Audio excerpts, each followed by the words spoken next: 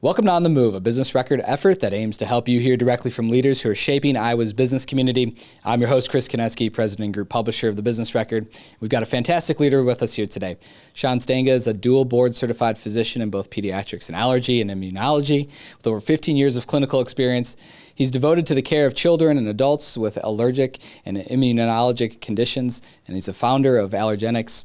Welcome, Sean. Thank you very much. Thanks for having me. So, Sean, tell us just a little bit about your background. How'd you get here, and what got you into this business? It's it's an exciting story. So, I guess at the forefront, I've suffered from allergic disease all my life. Longstanding seasonal allergies, chronic hives, you name it. So that led my interest in medicine to go into allergy as a subspecialty.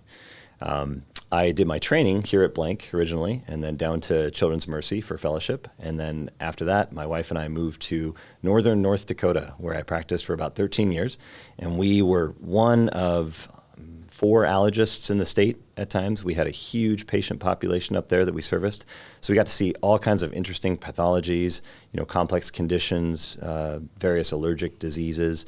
And we made the decision to come back to Iowa to be closer to family and to start something new and to be a first mover down here. All right, so Allergenix, tell us a little bit about the business and what you're hoping to accomplish with the business. So Allergenix is a proof of concept. It is a private practice in direct specialty care. So we are the first direct specialty care clinic in the state. And that is, it's an exciting title to take because no one else has done this before in Iowa. You've heard of direct care before. Direct care or direct primary care is basically where the doctor and his or her clinic is operating outside of the insurance model to bypass all of the bureaucracy, prior authorizations, prior approvals, entanglements with deductibles and premiums, and overall providing a more cost-effective and a better care experience to the patient.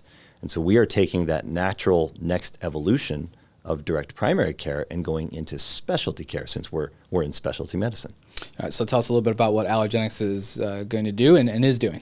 Great. So Allergenix is, again, like I said, it's a proof of concept. So by taking the forefront of specialty medicine in Iowa as a direct provider, what we're doing is we're able to offer our services with full transparency. That means all of our pricing is upfront.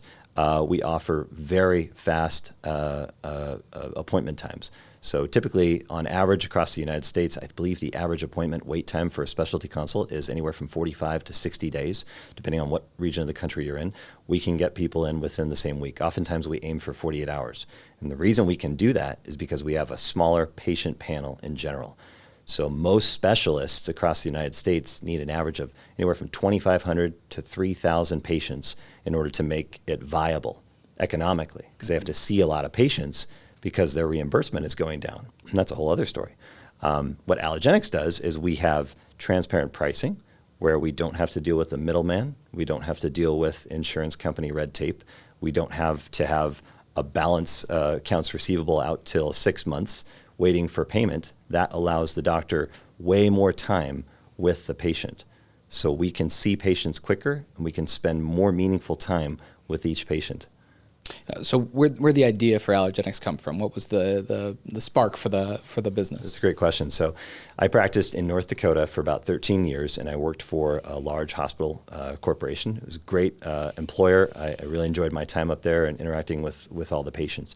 Over time, what seemed to happen, as with many disciplines of specialty medicine, is that the visit length with the patient became more and more condensed. So basically, doctors are having to see more patients in a much shorter period of time. So having to cram their schedules in order to meet the overhead expenses that are coming through because the reimbursement from insurance carriers and Medicare is consistently going down. And so what happens is that the doctor-patient relationship suffers, and you can't spend that quality time with people that you want to. That's the whole goal of being a physician, is to have that physician-patient relationship. And when that's taken away, you get burnout because doctors are consistently overburdened by all this red tape and all this administrative stuff that otherwise they wouldn't have to go through in a direct care relationship. In fact, I believe it's 42% of physicians across the United States report burnout, And of that, I believe 55% attribute it to the bureaucracy associated with their practices. So after being in that for quite some time, we wanted to do something different. We wanted to be revolutionary in that respect and adopt the direct specialty care standard, which is sweeping the nation. We're seeing more and more specialists commit to this dedicated type of practice. You mentioned allergies and it being kind of personal to you. Talk a little bit about why allergies and why you're crusading maybe in this space. Yeah, so allergies, I mean, in general, allergic disease affects anywhere between 1 in 3 and 1 in 4 U.S. adults and children. And we're not just talking about seasonal allergies, which are a huge burden for people. It's not just the itchy, stuffy, sneezy, congestion in the eyes, all that stuff. That's a big problem for plenty of people. We call that allergic rhinitis. We also treat a number of other conditions. We treat chronic and severe asthma, both adult and pediatrics. So people with chronic cough, difficulty breathing, sports-induced asthma. We treat chronic hives, itchy skin. We treat eczema in both adult and pediatric population. We treat disorders of swelling. We treat food allergies. So the entire increasing incidence of food allergies across the country, especially in our younger population, our infants, whether it's peanut allergy or milk allergy. We also treat immune deficiencies. So all of these different aspects of allergy have affected 1 in 3 to 1 in 4 people in the United States. So it's a very diverse branch of medicine, and it overlaps with a lot of different specialties too, like ENT and pulmonology and gastroenterology, believe it or not, especially dermatology. So it's very pervasive throughout society. A lot of people talk about allergies and say, "Oh, my allergies." How would you? What would it look like if you're diagnosing somebody, or if they're not quite sure if it's allergies that's making them feel the way that they are? Sure, that's a great question. A lot of people are wondering, well, is it a cold or is it allergies? And there's specific symptoms that you look for more so than your typical viral trigger if they are suffering from a seasonal allergy. Certain upper respiratory symptoms that differentiate it from more of a true bacterial or viral infection. And so we pay attention to those things. And then we also have a number of different tests that we use. People always hear about getting your allergy scratch test. Mm-hmm. That's one of them. I raised my hand. I got that as a child. Yeah, absolutely. So. And then from there, we tailor treatment plans more than just you would anticipate for things like, your classic over-the-counter antihistamines and nasal sprays. Mm-hmm. We can go 1, 2, 3 steps deeper and really get to the heart of the problem. So we're actually treating the source. We're not just covering them up with a Band-Aid, just covering the symptoms. We're actually fixing the problem. Tell me about maybe something unique that you all are exploring in that space. That's really exciting. So being in the direct care space as a direct care specialist, since we're operating outside the insurance, we can do things that are more cutting edge and bring to the forefront of our practice those things that people otherwise wouldn't be able to find elsewhere. And one of those things that I've been very excited about for about the past 10 years, hoping to one day do this, is called intralymphatic immunotherapy. That's a mouthful. I'm not going to try saying it again. So you lead on that one. Okay? Absolutely. Yeah, we've branded it as Rapamune. So Rapamune is a lot easier to say. What this is a new, more exciting version of allergy shots. So everybody's heard about allergy shots, right? It's a big time commitment. It's a huge burden for people to go to the allergy doctor's office once or twice a week for 3 to 5 years.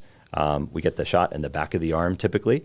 And then what happens is that your body slowly makes immunity. You slowly become what we say desensitized to those things you're allergic to. So your allergies go away.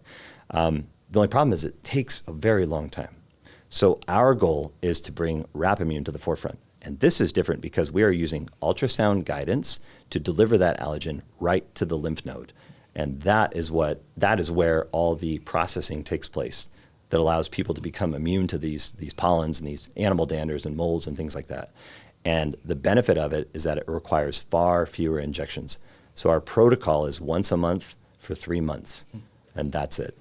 We do occasional booster if somebody needs it or the following year, but compared to roughly 105 injection visits at a 30-minute wait time each time, this is the reason why so many people don't wind up doing allergy shots and they're undertreated because of the time commitment. Well, the economic impact, we were talking a little bit beforehand, that's got to be enormous, right? It's huge. It's huge. Yep. For Rapamune, we have a flat fee for the entire procedure. And when you look at the studies in the literature and what this burden means as far as missed work time and the cost of deductibles, especially when they reset, and then when people have to pay into them again, or if their allergy shots expire because they didn't come in frequently enough, what happens is that that cost keeps adding up. And the studies show anywhere between $17,000 and $21,000 total economic burden over 3 to 5 years. That's incredible. Not many people realize how much of a burden that is.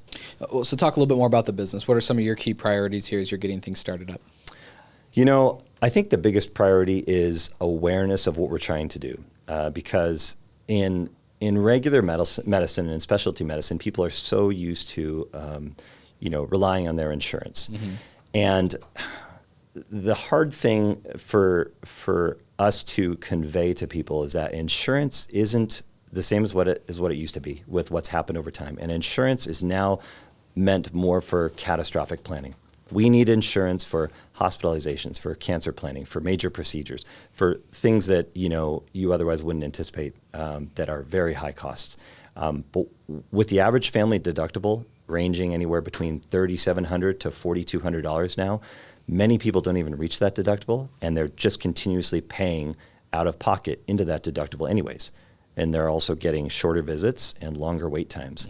So that's the advantage of direct care. So I think the biggest thing we're trying to do is to educate, the community in how direct primary care and direct specialty care can be a tremendous advantage over the traditional insurance system, not only economically, but also time with your doctor, and time to get in to see the doctor is far less compared to the normal model.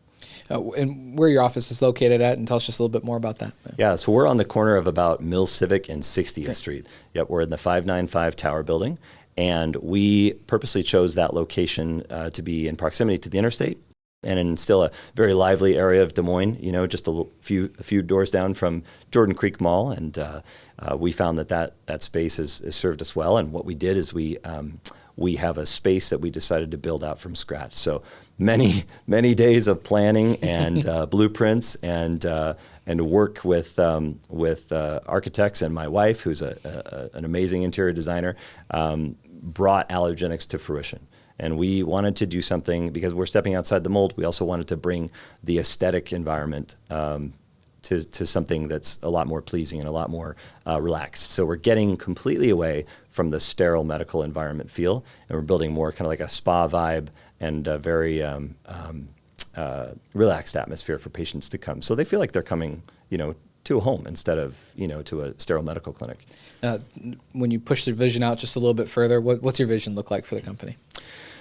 Long term, I see us as being an innovator in the space, and just like what's happening across the country in several other locations, different states, especially the cities, is that specialists are getting more burned out. They're having to see way more patients, these massive patient panels that they're having to carry, and then that just pushes these visits and follow-ups out further. It's almost like, why am I even going to the doctor? I have a problem now, and I can't get in for another month or two. This is the problem with medical care. And so we're trying to change that, and we're as a proof of concept, we're trying to show that in our discipline that we don't have to wait as long anymore, and this can apply to other disciplines of medicine too. It's already applying across the board to primary care. You've got innovators in the space like Hy-Vee and Exemplar moving forward with direct primary care, establishing these clinics that are allowing people to get in quicker, have a tighter relationship with their doctor.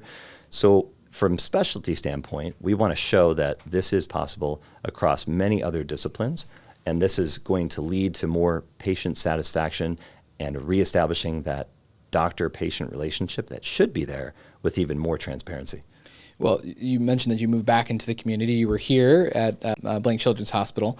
Tell us a little bit about the transition back into the Des Moines market and how that's going for you. It's changed. I was in residency in 2007, and I used to drive 235 and get to Blank in 5 minutes. Now there's a lot. So there's a lot more people here.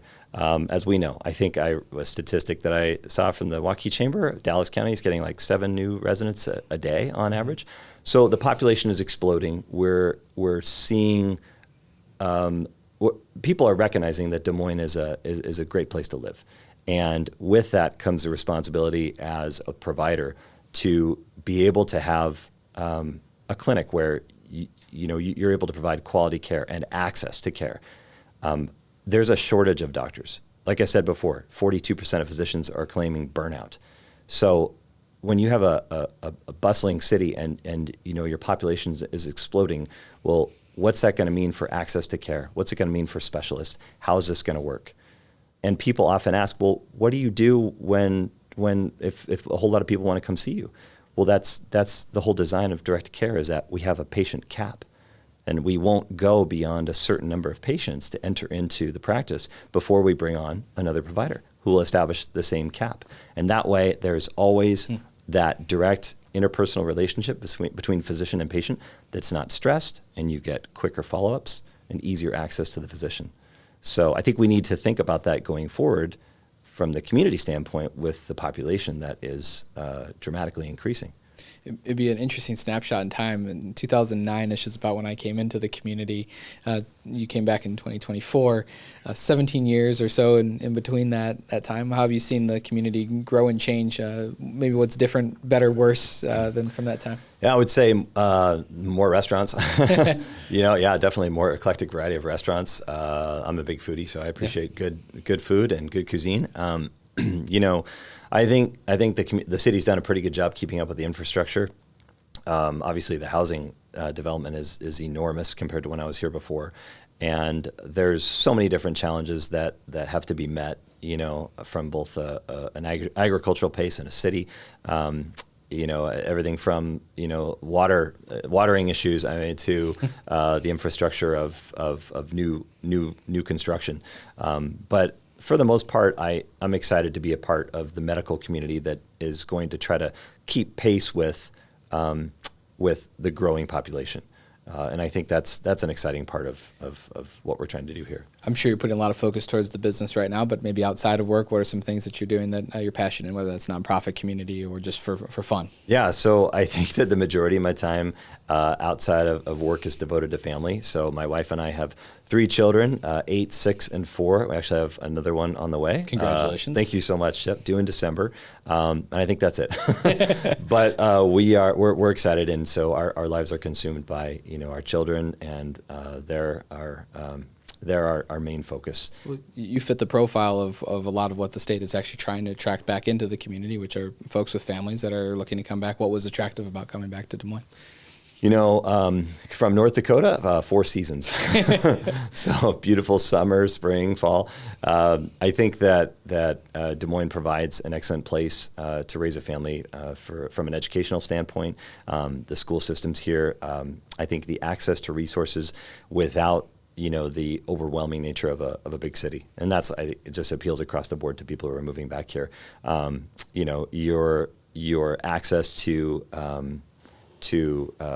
specialty medicine as well, coming from a very rural area, with the university so close by, and with DMU. I mean, there's so many different angles to play on that, but for the most part, I think that it's the family-friendly nature of the Midwest that was most attractive to us. Mm-hmm.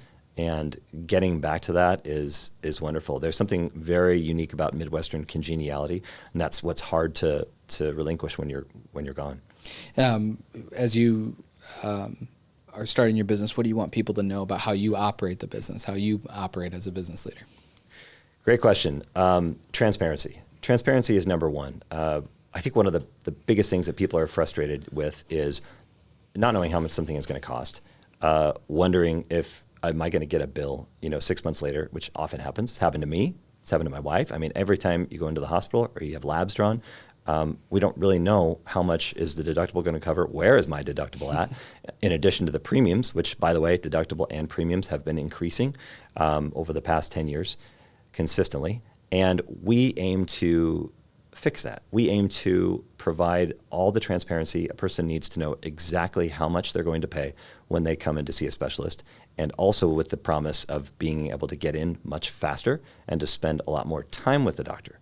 So in essence, we're kind of an allergist in your back pocket. And that's the whole design between the physician and the patient that should be there from the beginning.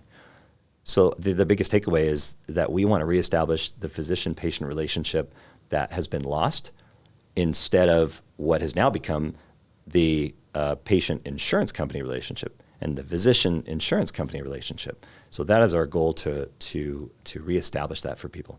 We're going to go kind of rapid fire here to wrap us up. So what's one thing we'd find you doing in your free time when it's not with your kids? When it's not with my kids, I was just going to say coaching my son's baseball. I enjoy a lot of the outdoors. Yeah. So hunting and fishing, getting outside, originally from Wyoming. And so I, enjoy hiking when I can. I think, surprisingly, I enjoy gardening. It's kind of a hobby, and love, have the kids help me with that. Doing a lot of podcasts and reading. Obviously, you can imagine with starting a new business. And it's not just, David Goggins' motivation, which is also an excellent part of it. But I would say, learning more about what is happening in the healthcare economy, because there are so many dramatic changes that are happening right now. And I think that we need to stay up to date on that to have our finger on the pulse. If you're going to point somebody towards a resource to learn about healthcare and what's going on in the healthcare space, is there something that pops to mind? I think you got to be careful with what you see online, obviously. And when you get on YouTube, everybody has an opinion. So I would say having some degree of scrutiny over that is important. But where we're at, I think, direct primary care and direct specialty care, the different alliances, from a resource standpoint, medical, from an allergy standpoint, the American Academy of Allergy, Asthma, Immunology and the American College of Allergy and Immunology have some amazing resources for patients for food allergies, seasonal allergies. So I always direct my patients to go there. Biggest business pet peeve? The biggest business pet peeve really is more learning as you go, right? I mean, every new business owner can attest to that. There's so many things that you wish you would have done. Mm-hmm. And I wish I wouldn't have spent on this, or I wish I would have established that before, or, looked into this ahead of time. But I think it's just, you have to go with the flow, and you just have to learn from your mistakes. But I think just understanding the economics of a business in general and how everything works is the biggest obstacle to overcome. Maybe a business book that you've been reading or you think would be a good one to share with the audience. I think Atomic Habits is amazing, just to structure your life, because I realized that you can't do a brand new business, especially when you have 3 little children and 1 on the way, without structuring your life and your daily routine. It's sitting in my queue right now. So. Is it? Yes. Yeah. I think self-care, and I think having your focus where you can establish that morning basis, that morning routine, that goal standard of what you want to do. The 5 a.m. club kind of a thing. That's another good resource. Giving that time to yourself so you can establish and be present for not only your family, but your business and your goals for the next 2 or 3 months. Favorite movie or TV show? My wife will laugh at this one. I think my favorite TV show is MASH. Okay. From back in the day. All right, they got your healthcare in there. I was wondering if it would be there. Right, surgical stuff. Yeah, all the other ones are pretty. About Yellowstone, my wife and I love Yellowstone, so I mean, we would probably default to that. All right, music. If you had a song on that would be playing, what's the artist or the song that you'd have on? That's interesting. I'm actually a fan of all types of music. I cross over all the time. Yeah, and so I, big concert goer. That's another, activity in the free time. Love to go to concerts, whether it's country or rock or, you name it. All right. Craziest allergy you've either treated or you've heard of? There are some really interesting ones. I think that the most unique one is when somebody comes in with a random food allergy that you would never expect. Like the other night, I ate a handful of blueberries and I had an anaphylactic reaction. I've seen it happen, or just these very bizarre ones. And another one is this whole alpha-gal pandemic where people are becoming allergic to red meat because of a tick bite. And that is something we definitely treat, and we have seen an increase in that across the country. So that's pretty crazy.